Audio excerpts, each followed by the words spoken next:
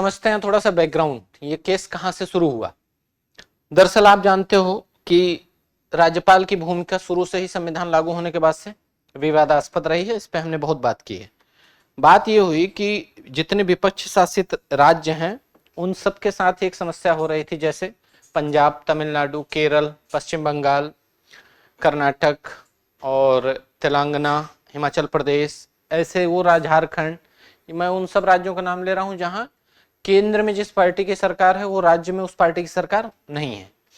तो इन राज्यों में एक दिक्कत ये आ रही थी कि ये जो बिल राज्य सरकारें अपना पास करके फिर उसको विधायिका से पास करके भेजते थे राज्यपाल के पास, तो राज्यपाल उसमें दो काम कर रहे थे। या तो उस पे अनुमति नहीं दे रहे थे, अपने पास रख ले रहे थे, या तो वो क्या करते थे, राष्ट्रपति के लिए आरक्षित कर देते थे। और इन सब में होता क्या था कि कोई समय सीमा तय नहीं है। संविधान के तहत मामला ये था कि कोई समय सीमा नहीं थी। अब संविधान में समझिए कि जो अनुच्छेद 200 है उसमें क्या क्या कहा गया था, मैंने आपको पहले भी बताया था।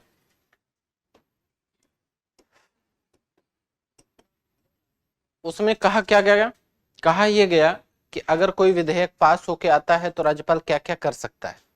एक तो है कि उसको अनुमति दे देगा, एक तो है अनुमति रोक लेगा, एक तो था अभी तक जो माना गया था, थोड़ा बदलेगा रेफरेंस अब आगे। फिर कहा गया कि या तो उसको पुनर्विचार के लिए लौटा सकता है। फिर उसमें एक खास प्रावधान था कि वो राष्ट्रपति के लिए उसको आरक्षित कर सकता है। अभी तक आपने आर्टिकल 200 में यही पढ़ा होगा। और उसके लिए कुछ विशेष प्रावधान भी कहे गए थे कि ऐसे केस तो अनिवार्य तौर पर राष्ट्रपति के लिए आरक्षित रखे जाएंगे जिनमें हाई कोर्ट की शक्तियों का मामला होगा। और उसके बाद मामला था कि यदि मामला एक जुड़ता था आर्टिकल 163 से भी, क्योंकि वहां बात की गई थी राज्यपाल के विवेकाधिकार की, तो वो 163 को 200 के साथ मिला के पढ़ते थे। समझ रहे हो बात को। उनका यह कहना था कि संविधान ने तो कहा ही है कि आर्टिकल 200 के तहत राष्ट्रपति के लिए जो आरक्षित रखेगा बिल, उसमें हाई कोर्ट की शक्तियां इत्यादि ये जो बात रखी गई है वो ठीक है।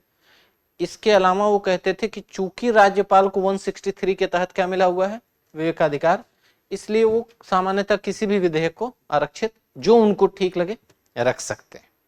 बात यह भी एक विवाद का बिंदु बन रहा था। क्यों? क्योंकि उनको कहना था कि आप अनावश्यक, राज्यों का मानना था कि अनावश्यक विधेयक जो है राष्ट्रपति के लिए आरक्षित किए जा रहे हैं। तो दो दिक्कत आ रही थी, एक तो समय सीमा नहीं तय हो पा रही थी, दूसरी बात यह थी कि आरक्षित कौन तरह के विधेयक राष्ट्रपति के लिए किए जाए, इसको लेकर विवाद था। इनको लेकर कई राज्य सरकारें बीच बीच में सुप्रीम कोर्ट गई, और जब सुप्रीम कोर्ट गई तो अलग अलग केस में कुछ अलग अलग फैसले आए। लेकिन अप्रैल महीने में तमिलनाडु के केस में दो जजों की बेंच थी, एक तो जज पारदीवाला जी थे और दूसरे महादेवन साहब। इन दोनों जजों की जो पीठ थी, इसने एक ऐतिहासिक फैसला सुना दिया इस मामले में। और वो फैसला जब सुनाया तो लगी रहा था कि ये थोड़ा एक्सट्रीम हो गया। एक्सट्रीम कहने का संदर्भ क्यों है? दो वजहों से। हमारे व्यवस्था में संघीय शासन है। संघीय शासन में कहीं ना कहीं एक तरीके से दोनों की शक्तियां तो तय हैं, लेकिन यह सबको स्वीकार्य बात है कि केंद्र की शक्तियां ज्यादा है। जैसे आप कह सकते हो कि हमारे पास सहयोगात्मक ढांचा है, संघीय ढांचा, जिसमें अभिभावक केंद्र है। दो लोगों में सहयोग है, केंद्र में और राज्य में, लेकिन उनमें अभिभावक की भूमिका में कौन सा है?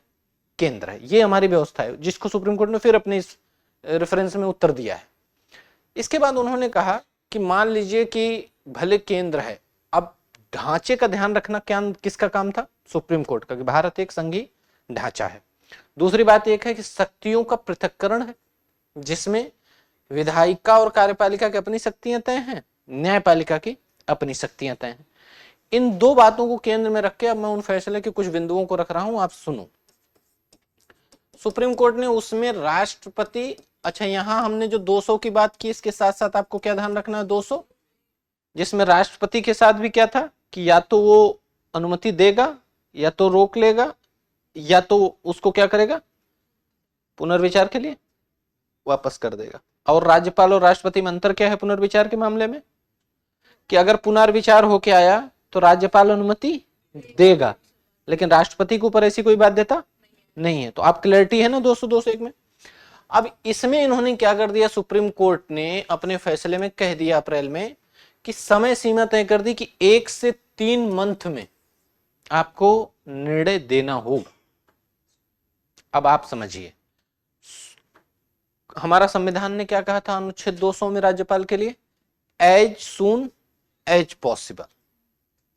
लेकिन एज सून एज पॉसिबल कहने का सारांश क्या है संविधान में, कि हम उसकी कोई निर्धारित समय सीमा नहीं तय कर सकते। जितना जल्दी हो सके ये बात ठीक है, लेकिन ये तय कर देना कि 1 से 3 महीना, ये कई तरह के संकट खड़ा कर सकती है, वो भी राष्ट्रपति के लिए भी। राज्यपाल वाले में तो ये कहा गया है एज सून एज पॉसिबल, राष्ट्रपति वाले में तो वो भी नहीं कहा गया है कि एज सून एज पॉसिबल। और आप तय कर रहे हो कि जो संविधान ने नहीं तय किया, वो आप कह रहे हो समय सीमा रहनी चाहिए 1 से 3 महीने की। उन्होंने आर्टिकल 142 जो कंप्लीट जस्टिस, पूर्ण न्याय से जुड़ा अनुच्छेद है, इसके तहत क्या किया कि जितने ऐसे बिल पेंडिंग थे जो बहुत समय से पेंडिंग थे, और वहां एक गलती ये हुई थी राज्यपाल से कि राज्यपाल ने उसको पुनर्विचार होने के बाद राष्ट्रपति के लिए आरक्षित किया था। ये बात मैं आपको पहले भी बता दूं, तमिलनाडु के बिल ऐसे थे करीब 10 जिनको राज्यपाल ने पहले कहा पुनर्विचार करो। अब जब उन्होंने पुनर्विचार कर लिया तो कहा गया कि तो संविधान कहता है कि फिर आप उसको क्या करो, आप अनुमति दो। लेकिन उन्होंने, राज्यपाल ने क्या कह दिया, पुनर्विचार के बाद राष्ट्रपति के लिए आरक्षित रखा। तो उन सारे विधेयकों को उन्होंने मान लिया डीम्ड पास्ड। अब आप सोचिए, ये 142 के तहत जो शक्ति दी गई है कंप्लीट जस्टिस की, और ये भी ध्यान रखना है कि ये आप रिप्लेस किससे कर रहे हो, एक कार्यपालिका के प्रमुख की शक्तियों से, कि जो काम किसका था, राष्ट्रपति का और राज्यपाल का, और संविधान ने उसको व्याख्यायित करके कहा है कि ये काम किसका है, कार्यपालिका के प्रमुख का, और वो काम आपने ऑटोमेटिक कर दिया 142 के तहत, डीम्ड पास्ट। तो ये जाहिर सी बात है कि बहुत समय तक टिकना नहीं था। तो एक तो मुझे लग रहा है कि जल्दबाजी यहां हुई, इन्होंने डीम्ड पास्ट कर दिया।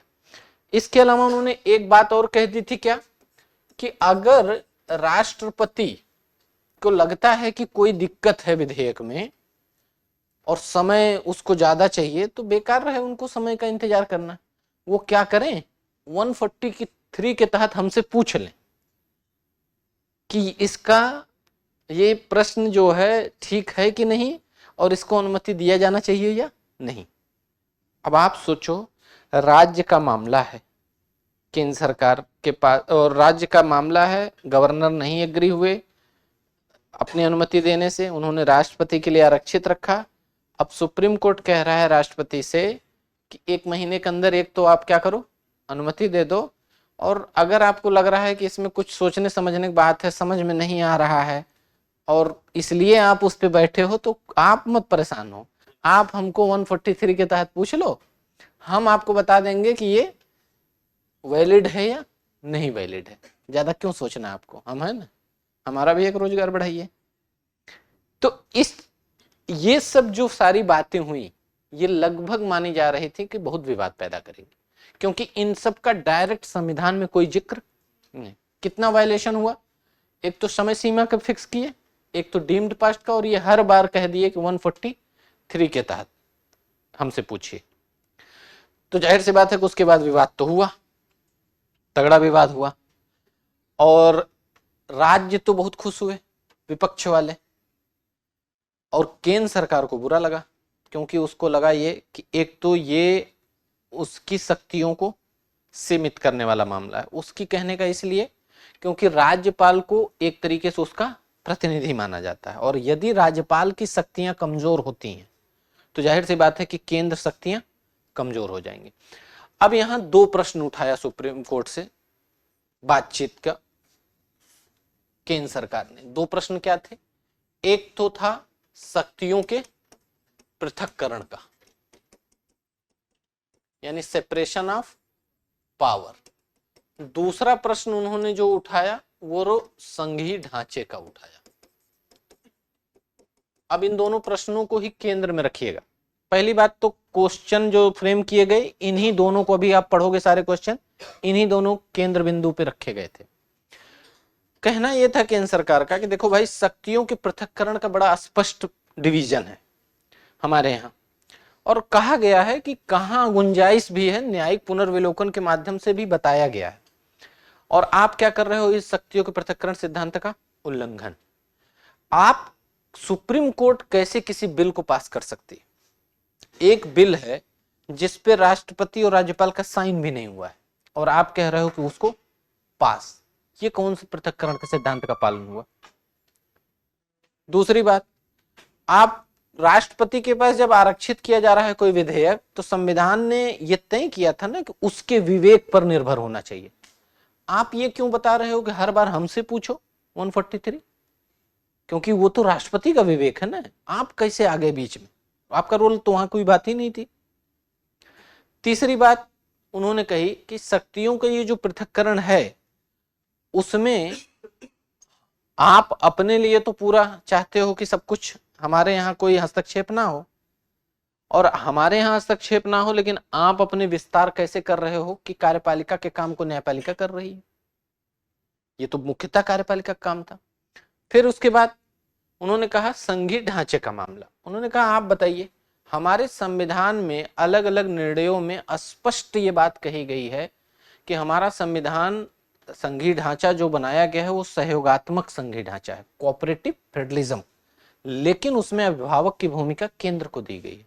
जी क्यों? क्योंकि राष्ट्रीय एकता के तत्व मजबूत रहे, ताकि संघीय ढांचा बरकरार रहे, कभी इसमें टूटन ना हो। और आपके इस फैसले से राज्य सरकारों की स्थिति ऐसी हो सकती है कि वो संघीय ढांचे को भी नुकसान पहुंचा सकते हैं और राष्ट्रीय एकता के तत्व को भी। क्यों?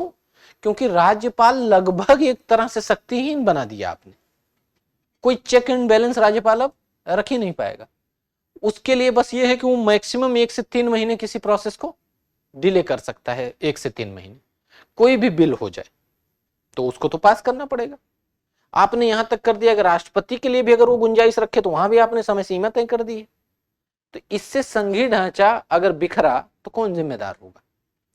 और रखा ही केंद्र को इसीलिए मजबूत गया था क्योंकि हम एक राष्ट्र निर्माण की प्रोसेस में है, और राष्ट्र निर्माण की प्रक्रिया मैंने पहले भी कही थी कि दीर्घकालिक प्रक्रिया है जिसमें लंबे समय तक एक दूसरे को योगदान करना पड़ता है, और उसमें एक केंद्रीय सत्ता ऐसी होनी चाहिए जो थोड़ी मजबूत रहे, नहीं तो मामला बिखर सकता है। देखिए, ये जो 143 अनुच्छेद है, जैसा आपको पहले पोलिटी में पढ़ाया गया होगा, ये क्या है? राष्ट्रपति की परामर्शदायी शक्तियां, जिसके तहत राष्ट्रपति 2 तरह के प्रश्न, क्वेश्चन ऑफ लॉ, ये वर्ड दोनों ध्यान रखना क्योंकि ये एग्जैक्ट ऐसे प्रीलिम्स में पूछा जा सकता है। मैं नोट कराऊंगा, अभी नोट करने के चक्कर मत पड़ो। क्वेश्चन ऑफ लॉ या क्वेश्चन ऑफ फैक्ट, कई जगह आपको लिखा रहेगा क्वेश्चन ऑफ लॉ और फैक्ट, दोनों बात सही है, लिखने का बस तरीका अलग है। क्वेश्चन ऑफ लॉ या क्वेश्चन ऑफ फैक्ट, या अगर ऐसे लिख दें क्वेश्चन ऑफ लॉ और फैक्ट, यानी अगर कहीं विधि का प्रश्न है और कहीं तथ्य का प्रश्न है, और वहां क्या क्या शर्तें ध्यान रखनी होती हैं कि या तो वो अस्तित्व में आ चुका है या उसके आने की संभावना है और वह महत्वपूर्ण विषय से हो, तब फिर राष्ट्रपति क्या कर सकते हैं? 143 के तहत सुप्रीम कोर्ट से पूछ सकते हैं कि इस विधि के प्रश्न या इस तथ्य के जो है प्रश्न को हमें कैसे हैंडल करना चाहिए, आप हमारा इस पे एक तरीके से मार्गदर्शन करें। और अगला तथ्य क्या ध्यान रखना है कि सुप्रीम कोर्ट इसके लिए बाध्यकारी भी नहीं है देने के लिए। दोनों बात ध्यान रखिएगा, पहली बात तो वो उत्तर देने के लिए बाध्यकारी नहीं है, और दूसरी बात कि उनकी राय जो है वो भी बाध्यकारी नहीं है। ये दोनों बात ध्यान रखना। जैसे आप अभी आज जो पढ़ोगे 14 प्रश्नों में कुछ प्रश्नों का उत्तर उन्होंने मना कर दिया है कि ये बेकार की बात है, इससे नहीं मतलब है, आप बिना वजह पूछे हो इसके साथ, तो वहां एक आध जगह मना भी किया है। एक पहले मैंने आपको अयोध्या केस भी बताया था, उसमें भी सुप्रीम कोर्ट ने मना किया था कि ये राजनीतिक फैसले जो होते, राजनीतिक मामलों का उत्तर हमसे मत पूछिए, ये राजनीतिक मामला है, ये क्वेश्चन ऑफ फैक्ट और क्वेश्चन ऑफ लॉ नहीं है, तो उस समय भी मना किया था। तो थोड़ा सा इसके बारे में समझें। तो एक तो बाध्यकारी नहीं है, ना तो देना ना उसको बाध्यकारी तौर पर लागू करना, ध्यान रहे। लेकिन सुप्रीम कोर्ट ने ही अपने फैसलों में कहा है कि इसका सम्मान किया जाएगा, यानी एक ये सम्मान योग्य ओपिनियन होती है, ऐसे नहीं कि बस कूड़ेदान की तरह इस्तेमाल हो। इसका बाध्यकारी नहीं है, लेकिन इसका महत्व रखा जाएगा, इसका महत्व बना रहेगा। तो ध्यान रहे, बाध्यकारी नहीं है लेकिन महत्वपूर्ण है। यहां तक हो गया। दूसरी बात अब इंपॉर्टेंट ये है कि कब कब ये हुआ। तो देखिए, आपने पहला पढ़ा है कि ये अब की कौन सा था, 16वां था, यानी 75 साल की जर्नी अगर आप देखो तो 16 कोई बहुत बड़ा नंबर नहीं है। तो यानी जब जब कोई ऐसा बहुत महत्वपूर्ण मामला आया है तभी ऐसा पूछा गया है। महत्वपूर्ण के साथ साथ कई बार ऐसा भी होता है जब लगता है कि केंद्र और राज्य के बीच में कि कोई ऐसा प्रश्न फंस रहा है जिसकी व्याख्या राजनीतिक तौर पर या कार्यपालिका उसका उत्तर देने में सक्षम नहीं है। इसमें विधि के कुछ मामले हैं जिनको क्लैरिटी चाहिए, क्योंकि मान लो अगर किसी निर्णय पर आगे भी बढ़ना है और अगर न्यायपालिका को इन्वॉल्व नहीं किया जाएगा तो उसके जो कानूनी पहलू हैं पहले से एड्रेस नहीं होंगे। तो फिर अगर मान लो वो एक्शन ले भी लिए बिल के माध्यम से या किसी माध्यम से, एक्ट के माध्यम से, तो बाद में वो सुप्रीम कोर्ट में फिर क्या हो सकता है, खारिज हो सकता है। तो पहले ही उस पर क्लैरिटी ले लेते हैं कि भाई हम करें क्या।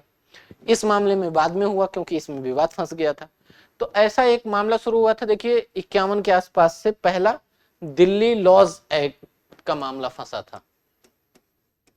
दिल्ली से संबंधित जो कानून थे उनसे संबंधित पहला केस था जब पहली बार राष्ट्रपति ने इस शक्ति का प्रयोग किया था।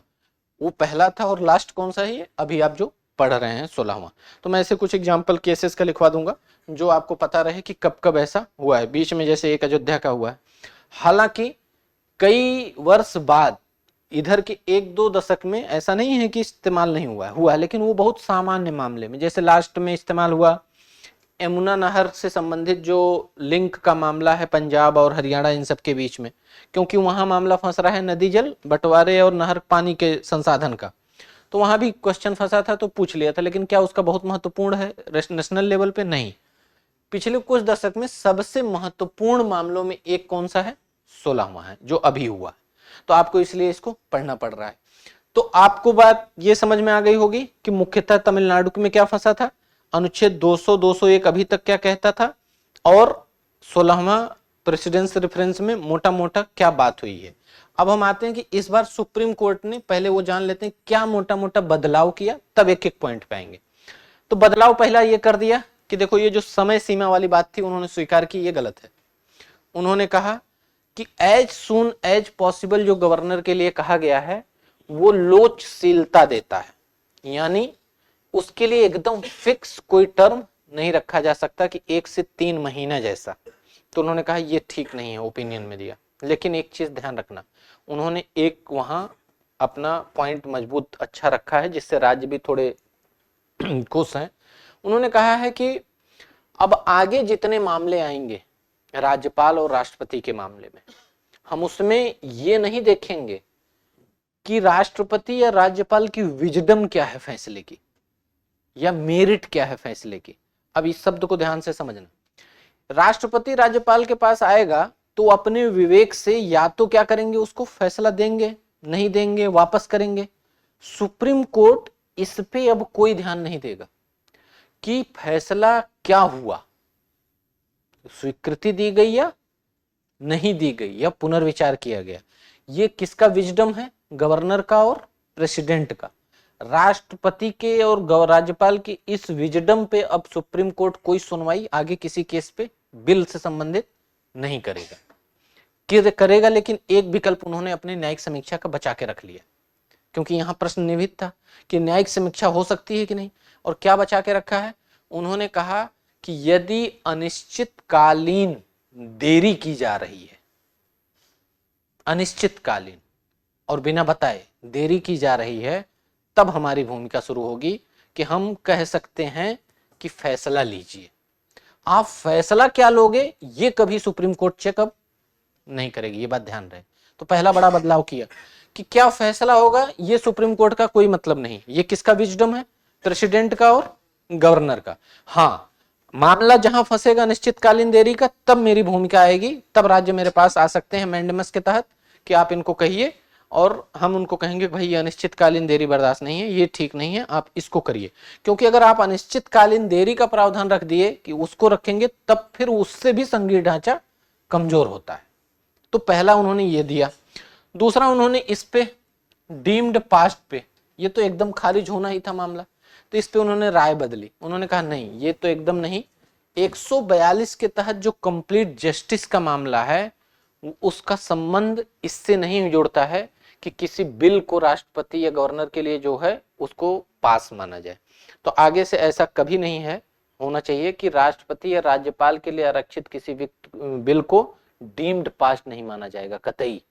उस पे वही फैसले होंगे जो संविधान में लिखे गए हैं, 201 के तहत फैसला किया जाएगा। और फैसला कौन करेगा? राष्ट्रपति और राज्यपाल करेंगे, और उस फैसला क्या करेंगे इससे भी हमसे कोई मतलब नहीं है। तो ये वाला प्रावधान भी हटाया। फिर मामला आया 143 का, तो उन्होंने कहा नहीं, आपको कभी भी हमसे ये सब पूछने की जरूरत नहीं है। 143 के तहत कि क्या करना है क्या नहीं, वो आप करिए।